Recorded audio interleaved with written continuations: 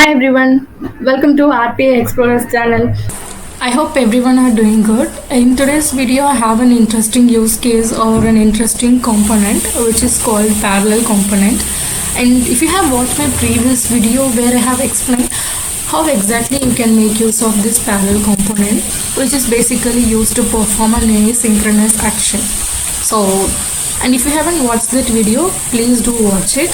And in today's video, I'm just going to show you guys like how you can work with checkboxes.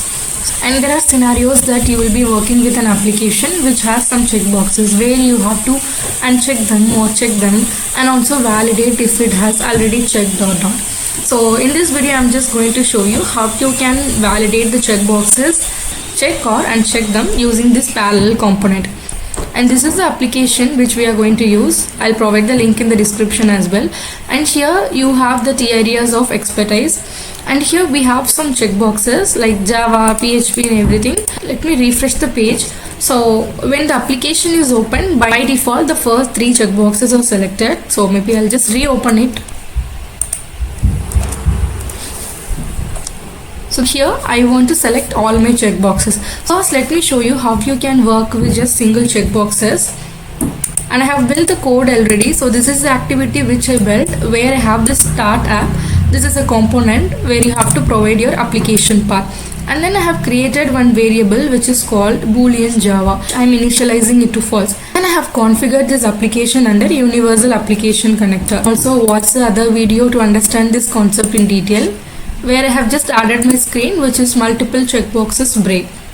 And then I have added few screens. So I have Java which is nothing but this particular, and when I say checkbox, I have captured the entire checkboxes window. So I'm just using the method from this checkboxes which is called wait for create. So by default the time is 30. Just to save the time for the video, I have reduced it to 5. So I'm just using this wait for create to wait for the checkboxes to be loaded on the page completely. I have this parallel component. So it has various threaders in which you can add thread and the respective actions accordingly. So I just have only one thread here, and I'm using this wait for images in which I have captured this Java when the checkbox is selected. So this is what I have just selected. Like you have to just click on this plus, click on this, go to the respective page, Control plus Shift, and then select this one. So I have selected this one. So this is how I have selected the above one. So let me remove this. So when it is selected, I don't want to do anything. I am just resetting the value to true for the variable which I initialized already. If it is not selected, I want to select it, for which I am just using this click component which is from UI. So you can go to the toolbox and filter with click and use the one under UI. So here I have selected exact checkbox like so when you select the image, the plus icon will be somewhere else, so make sure you just drag and drop it to the exact position. And I haven't changed the properties for this wait for images and click. So let me quickly run and show you, and also I'm going to close the application. So the application is launched. Now I want to deselect it, and let's see whether the bot is capable of selecting it or not. As you see that it is trying to select it as it was not selected already. So let me go to the bot and show you. So it came to the false block and it executed the respective action. And it's not just you always have to capture the image for the selected one.